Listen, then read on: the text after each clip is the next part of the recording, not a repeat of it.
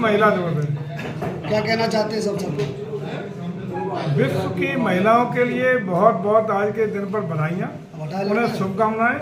और जिस तरीके से आज भारत सरकार, प्रदेश सरकार और दुनिया में विभिन्न बौद्धे जो सकारात्मक सोच के हैं, वो महिलाओं के सशक्तिकरण के लिए, महिलाओं के कल्याण के लिए, महिलाओं को नई ऊर्जा ताकत देने के लिए तरह तरह की विभिन्न योजनाओं के माध्यम से इनको आगे बढ़ाने का, महिलाओं को आगे बढ़ाने का काम कर रहे हैं। आदरणीय मोदी जी ने तो भारत सरकार की तमाम महिला सशक्तिकरण की योजनाएं देने का काम इस पिछले 10 सालों में किया है, जिसके बहुत ही सकारात्मक परिणाम आए हैं। और आज प्रदेश सरकार के द्वारा भी उसी परिप्रेक्ष्य में माननीय प्रधानमंत्री के मार्गदर्शन में, आदरणीय योगी जी के नेतृत्व में जिस तरीके से महिलाओं को गांव स्तर से लेकर शहर तक, बिना पढ़ी से लेकर पढ़ी तक, आज चाहे आवास की योजना हो महिलाओं के नाम पर, नौकरियों की बात हो महिलाओं के नाम पर, औद्योगिकरण की बात हो महिलाओं के नाम पर, आज तमाम निवेश के जो मामले हैं उसमें महिलाओं को आगे करके हम लोग प्रथम वरीयता दे करके आगे बढ़ाने का काम कर रहे हैं। उसके सब परिणाम भी आए हैं। आज चाहे वो जनसंख्या को लेकर के रेशियो महिलाओं के बढ़ने की बात हो, महिलाओं की नौकरी रोजी रोटी में सशक्तिकरण की बात हो, और नौकरी की यदि बात करें तो महिला राष्ट्रपति देश की महिला है। कोई ऐसा जिला नहीं जिसमें वरिष्ठ पदों पर IAS, IPS जो महिलाएं ना हो। फौज से लेके तकनीकी क्षेत्र से लेके अनुसंधान से क्षेत्र से लेकर के नीचे तक सारी नौकरियों में आज महिलाओं का बोलबाला हो गया है।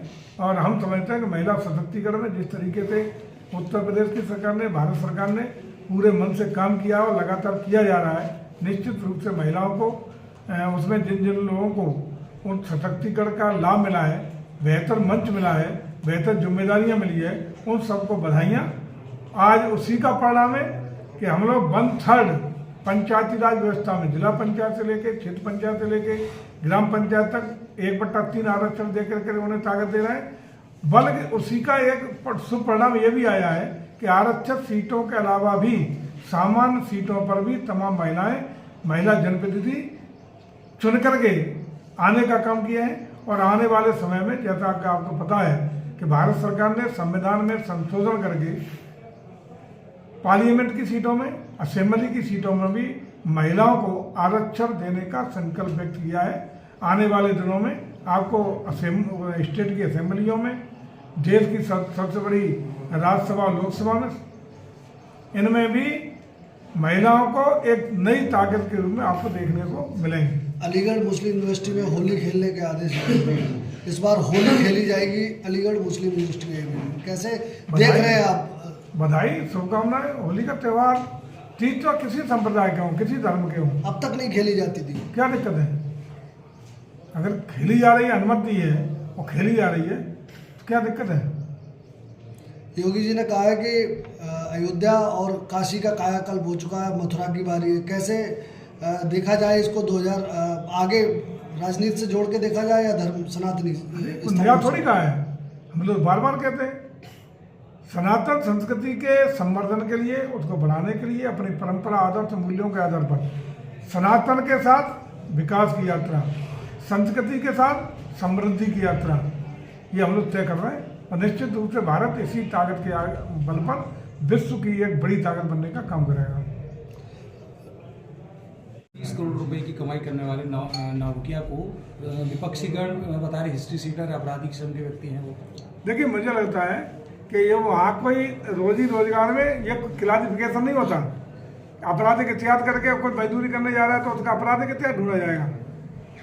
उद्योग चलाने वाला कोई, उसका आपराधिक ढूंढा जाएगा इतिहास, उसकी क्या प्रवृत्ति है बहुत जाने। लेकिन ये सही है कि 130 नावों के द्वारा 45 दिन में जो करोड़पति बना, एक उससे सबक लेने की बात है, सीखने की बात है, और ये बताने की बात है कि आखिर जो लोग क्रिटिसाइज करते हैं कुंभ का, महाकुंभ के आयोजन, उनके लिए ये आईना दिखाने की बात है कि हम लोगों ने अपनी सांस्कृतिक और आध्यात्मिक धरोहर को मजबूत करने का काम नहीं किया, विरासत को संवर्धन देने का काम नहीं किया, पूरे विश्व में एक नया संदेश देने का काम किया है कि 45 दिन में 67 करोड़ के लोग एक स्थान पर आकर के आए हैं तो एक तो आस्था का सम्मान हुआ है और दूसरी तरफ एक बड़ा राजस्व गरीबों में, बेरोजगारों में मिलने का काम हुआ है और लगभग 3 लाख करोड़ से ऊपर का राजस्व अपने सरकारों को प्राप्त हुआ है।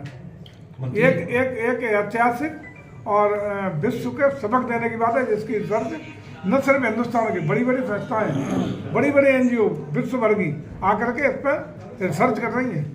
मंत्री जी, आंकड़े निकल कर आए हैं कि कुंभ के मेले में हुई भगदड़ में 869 अभी भी लापता है। उनका कोई आप पे एविडेंस?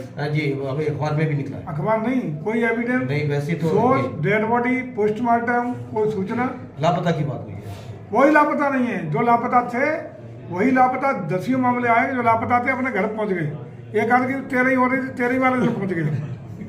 कोई जो भी मामले थे वो तथ्यात्मक है, पुलिस के आंकड़े हैं, उसकी FI दर्ज हुई है। लापता को भी कोई कोताही नहीं की गई है, FI दर्ज की गई है। उसमें तमाम लोगों को ढूंढ के पुलिस ने अपने माध्यम से खोज के उनके घर तक पहुंचाने का काम किया है।